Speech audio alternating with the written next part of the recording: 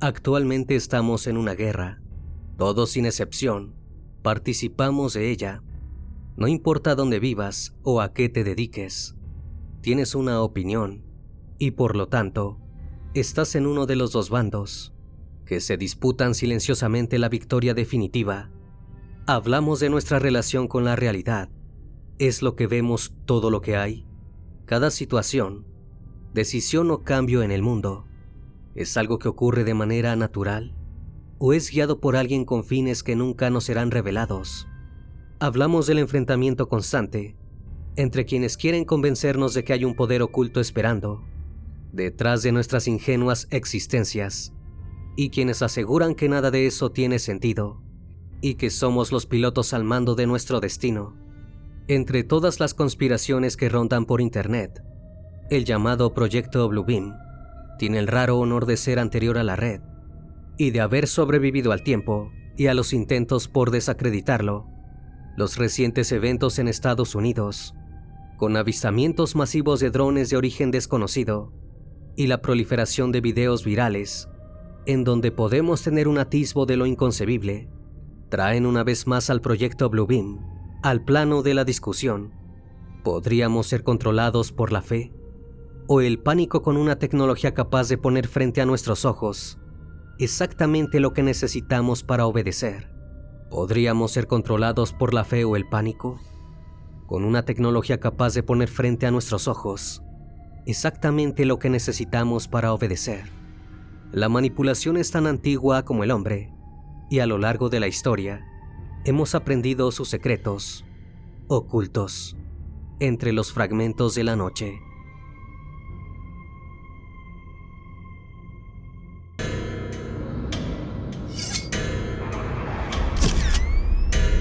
Fragmentos de la noche.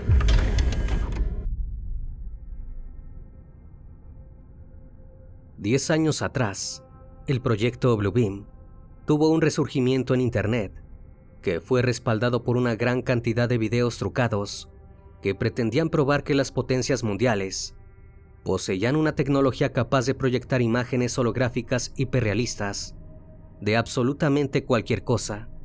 Parecía ingenioso y no muy diferente a las historias que pueden leerse en la Reddit o en esta misma plataforma. Pero los orígenes de esta teoría son mucho más serios, y para comprenderlo, tenemos que poner nuestros ojos en un hombre llamado Serge Monast, un periodista de investigación nacido en Canadá. Durante los años 70 y 80, Monast trabajó como poeta, ensayista y periodista, al mismo tiempo que incursionaba en la política de su país.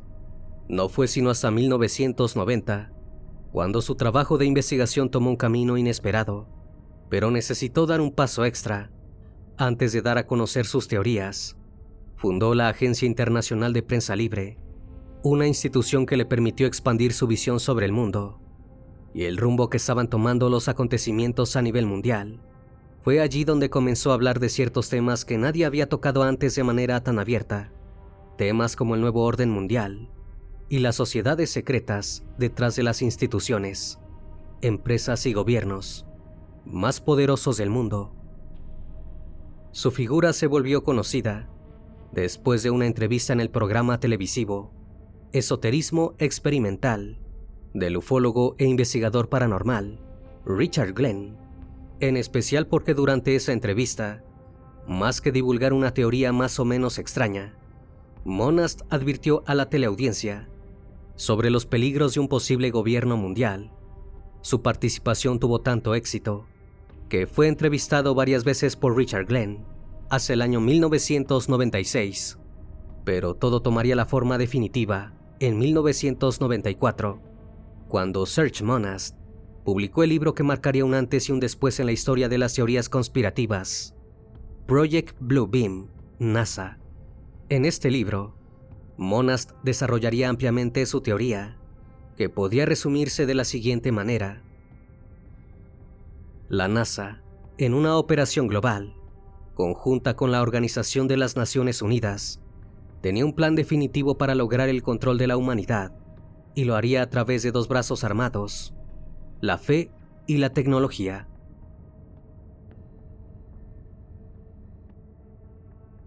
El plan que Monast exponía en su libro era sencillo: una gran religión mundial, con elementos del New Age. Pondría a todos los hombres bajo el mismo temor y la misma creencia, y lo haría a través del temor al anticristo y a una segunda venida de Cristo simulada tecnológicamente.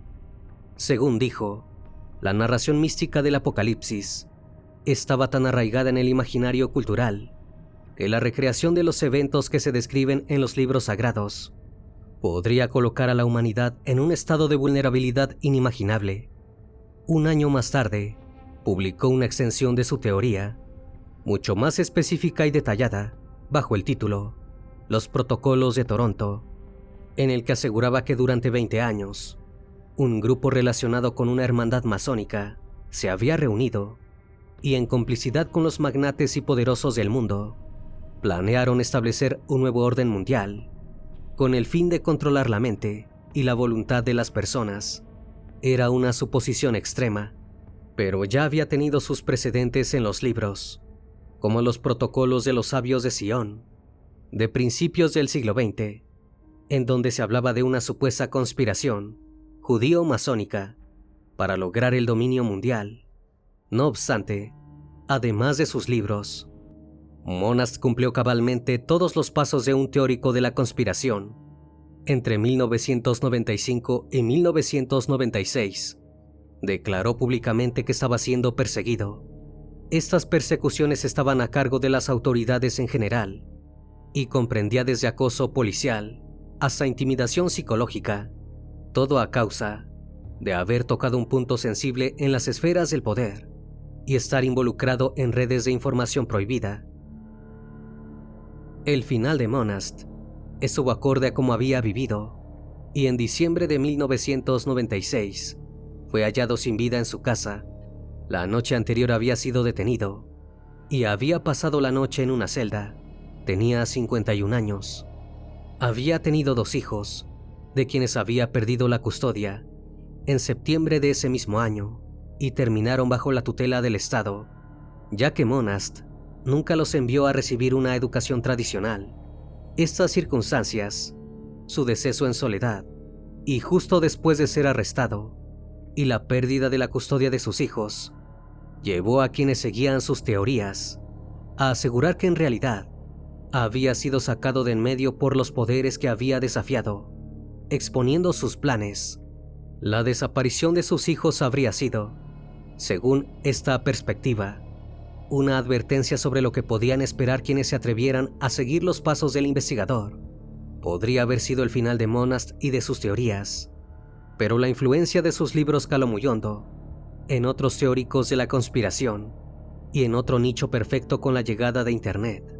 Sin embargo, el proyecto Bluebeam fue muy claramente perfilado por Monast, y son pocos quienes hoy en día saben exactamente de qué se trata. Básicamente, el proyecto Bluebeam tiene como objetivo el control social a nivel global a través de la inducción de la histeria colectiva. Ese sería el método a través del que se forzaría a la humanidad a aceptar un nuevo orden mundial a través de un gobierno único. El concepto de primado negativo, que postula que la ficción tiene el objetivo de presentarle a las masas un adelanto en forma de entretenimiento del futuro que se ha planeado para ellas, es algo importante a tener en cuenta para comprender el alcance de esta teoría. Una película como El Día de la Independencia muestra cómo la humanidad decide trascender fronteras y dejar a un lado todas sus diferencias culturales y políticas para enfrentar a un enemigo común. Y es a eso a lo que se refería Monast con su teoría. En un principio, la causa era buena. La desaparición de las barreras entre los hombres es algo bueno, pero por detrás, solo sería una manera mucho más sutil y completa de controlarnos. Monast falleció en 1996, pero en sus últimas apariciones aseguró que el proyecto se haría operativo y se pondría en marcha en el año 2000, algo que finalmente no ocurrió, pero había indignado lo suficiente dentro del plan como para poder detallar las fases que seguiría el proyecto Bluebeam, que desde la primera etapa parece relacionar varias conspiraciones, y algunas de ellas, curiosamente, no saldrían a la luz hasta décadas más tarde. La primera fase del proyecto Bluebeam comenzaba por preparar el terreno para la gran revelación final. Para eso era necesario debilitar las certezas de la población, y a través de terremotos y otros desastres naturales causados por métodos artificiales, se hallarían nuevas evidencias que pondrían en duda todo lo que se sabe sobre el pasado de la humanidad, y en especial lo que creía saberse sobre las bases de las religiones, llevando a la evidencia de que todas las doctrinas religiosas en realidad se habían malinterpretado, y ese era solo el comienzo. La segunda etapa sería de cara a la humanidad, haciendo uso de una tecnología que se desarrolló durante años en secreto. Se procedería a seleccionar puntos estratégicos alrededor del mundo para realizar una serie de proyecciones tridimensionales en los cielos, a la vista de todos. Estas proyecciones serían diseñadas para generar un nuevo relato religioso, utilizando la fe de cada rincón del mundo para traer una nueva revelación, la necesidad urgente de imponer una nueva religión, la religión verdadera, que no entraría en conflicto con las demás y que marcaría el camino definitivo para nuestra especie. Pero detrás de ese mensaje aparentemente de igualdad y fraternidad, se ocultaría el verdadero objetivo. La humanidad, por su propio bien, debería abrazar también una sola moneda y una sola ideología, así como un solo gobierno. Aquello se conoce como Nuevo Orden Mundial. Algo que seguramente te suene familiar, pero para ese punto, el proyecto Bluebeam estaría apenas por la mitad. El siguiente paso va todavía más lejos, aunque solo lo especifica de manera muy general. Existiría la tecnología para poder localizar a cada ser humano en el planeta, sin necesidad de ningún aparato, solo a través del uso de frecuencias satelitales. Y no solo eso, sino que podría saberse qué piensa cada persona, y podrían implantarse pensamientos e ideas que pasarían por propias. La etapa final del proyecto Bluebeam sería el golpe de gracia para la voluntad individual, utilizando la misma tecnología que se usó en la primera etapa para proyectar hologramas de personajes y eventos místicos y religiosos. Además de la implantación de pensamientos colectivos, se convencería a la humanidad de que está bajo un peligro inminente, y será una amenaza muy específica. Se trataría nada menos que de una invasión alienígena. Ocurriría en cada ciudad importante de la Tierra al mismo tiempo, y el estado de alerta y pánico inmediato sería total. Si algo faltaba para unir a todos los humanos en un pensamiento único y aceptar cualquier cosa que las autoridades internacionales propongan, era un ataque masivo a la Tierra por parte de otra especie. La culminación de esta puesta en escena sería una intervención divina, también falsa, que nos defendería de la invasión alienígena y que además se encargaría de deshacerse de cualquier grupo organizado que se oponga a los planes del nuevo orden mundial. El método era maquiavélico: llevar a cabo un falso arrebatamiento o rapto mayor, el evento en el que, según ciertas tradiciones teológicas, la vuelta de Jesús a la tierra hará que los muertos resuciten y los creyentes piadosos sean llevados al cielo para encontrarse con Dios. El proyecto Bluebeam ha sido estudiado, ridiculizado y reformulado hasta el día de hoy. El hecho de que incluya alusiones a desastres naturales artificiales, lo que lo emparenta con la teoría conspirativa que rodea al proyecto HAARP, o que hable de frecuencias invasivas que podrían modificar el pensamiento de las personas, es como mínimo sugerente.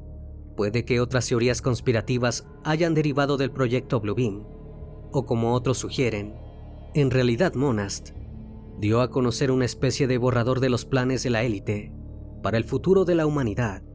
En todo caso, todas las fuentes religiosas como Monast están de acuerdo en que hacia el final de los tiempos reinará la confusión, los avistamientos de objetos voladores no identificados alrededor del mundo y la difusión masiva de videos que coinciden con el avance de la inteligencia artificial es precisamente caótico, lo que nos pondría de nuevo en la misma situación que plantea Monast: creer o no creer, una cuestión de fe. Espero que esta historia haya sido de tu agrado. Como cada noche agradezco que estén aquí, disfrutando una historia o una leyenda más de este canal, que cordialmente les abre las puertas para que se suscriban y formen parte de esta gran comunidad. Esto es Fragmentos de la Noche, donde despertamos tus peores miedos. Dulces sueños.